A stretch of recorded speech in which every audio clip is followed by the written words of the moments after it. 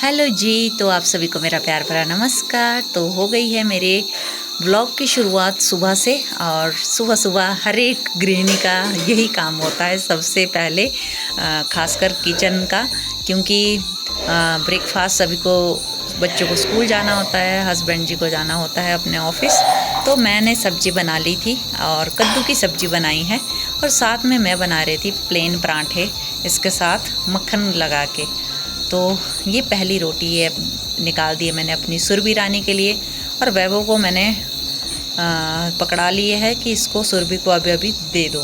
तो वो नहा धो के हो गया है रेडी स्कूल के लिए, और मेरा काम चला है फटाफट से ब्रेकफास्ट का, क्योंकि ब्रेकफास्ट तो करेंगे ही करेंगे और मैं भी करूँगी बाद में। तो पहले मैं वैभव के लिए डाल लेती हूँ खाना। और कद्दू की सब्ज़ी अच्छी लगती है, हरे हरे जो ताज़ी सब्ज़ी होती है ना कद्दू की, फ्रेश। और छिलके भी मैंने नहीं निकाले इसमें, क्योंकि छोटे छोटे कद्दू थे ना, तो बहुत ही टेस्टी सब्ज़ी बनती है इसकी।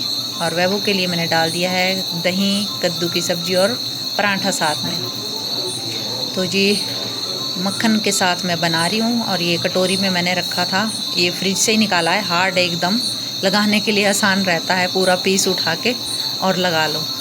तो ज़्यादातर मैं सुरभि के घी से ही बनाती हूँ जब भी मैं बनाती हूँ पराठे। तो अभी ब्रेकफास्ट के बाद मैं पी रही हूँ चाय, क्योंकि ब्रेकफास्ट हो गया है सभी का।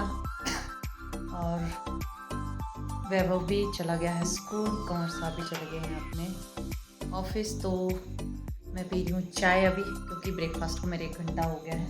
ये चाय की आदत ना बहुत बुरी है सच में। और वही पता है हमें कि सेहत के लिए चाय अच्छी नहीं होती है, पर वही है ना। और चाय मैं ही पीती हूँ, मतलब घर में ज़्यादातर और इतने शौकीन नहीं है चाय के। तो वैभव और कंवर साहब तो बिल्कुल नहीं पीते आजकल, सुबह उन्होंने बिल्कुल छोड़ दी है। पर मेरी आदत है ना जो, तो बहुत ही बुरी है ये। तो चलिए चाय का आनंद लेती हूँ, और घास को जाऊँगी अभी, और बचे हुए काम करूँगी बाद में। क्योंकि मौसम ऐसा भी लग रहा है जैसे एक साइड से देखे कि मौसम शायद थोड़ा सा साफ सा हो जाएगा, क्योंकि घास लेके आती हूँ पहले। अगर बारिश हुई तो भी ठीक, अगर धूप आया तो भी मुश्किल होती है घास में, क्योंकि और भी बहुत सारे काम है घर में, और बाहर भी मुझे फिर से मिर्चें निकालने का काम है, जो कि मेरा पूरा नहीं हुआ था। और बाकी और काम भी है किचन में पड़े हुए, वो मैं बाद में करूँगी।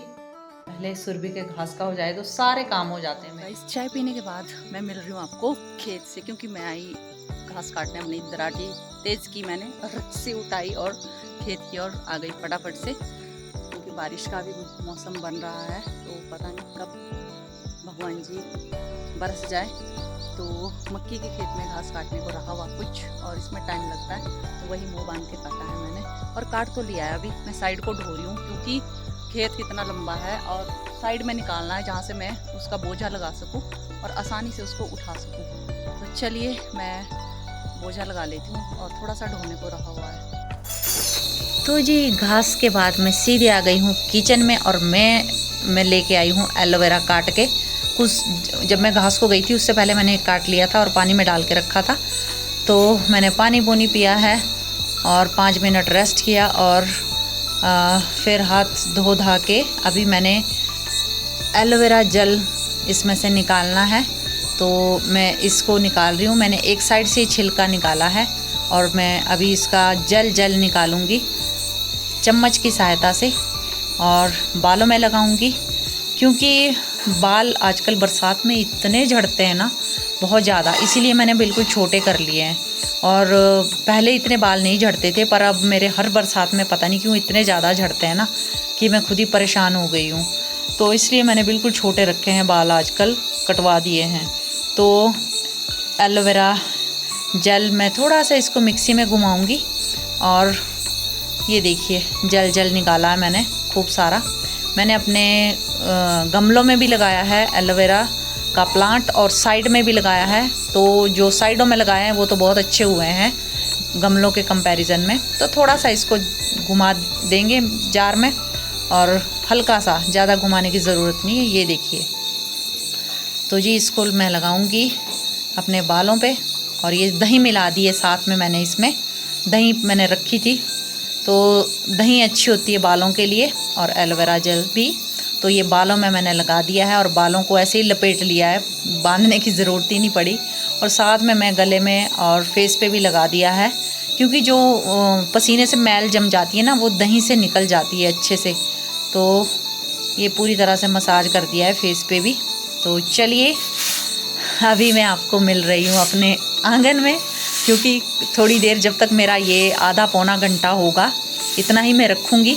तो मैं झाड़ू लगा रही थी आंगन में, क्योंकि आंगन रोज़ बारिशें होती है तो आंगन में झाड़ू लगाना मुश्किल हो जाता है और गीले गीले में अच्छे से लगता भी नहीं है। तो आज धूप लगी थी, आंगन थोड़ा सा अच्छे से ड्राई हुआ था, तो मैंने सोचा इसमें झाड़ू लगा लेती हूँ। और हमारा आंगन है ना, तो बहुत ही ज़्यादा खुला डुला है और आंगन चाहिए भी, उसी से मतलब घर की लुक भी आती है और अच्छा भी लगता है। जब कोई भी फंक्शन होता है तो आंगन ज़रूर चाहिए होता है घर के। आपके आगे काफ़ी स्पेस होना चाहिए, मतलब अगर आपके पास जगह है, जब आप घर बनाते हैं कभी भी, तो खुली डुली जगह हो तो बहुत ही अच्छा रहता है। तो हमारे आपने देखा ही होगा, आगे को खेत भी है, नीचे को अपने घर के साथ ही, जिसमें मेरी साग सब्जियां, मक्खियाँ, हर एक तरह की मैंने सब्जियां लगाई हुई है।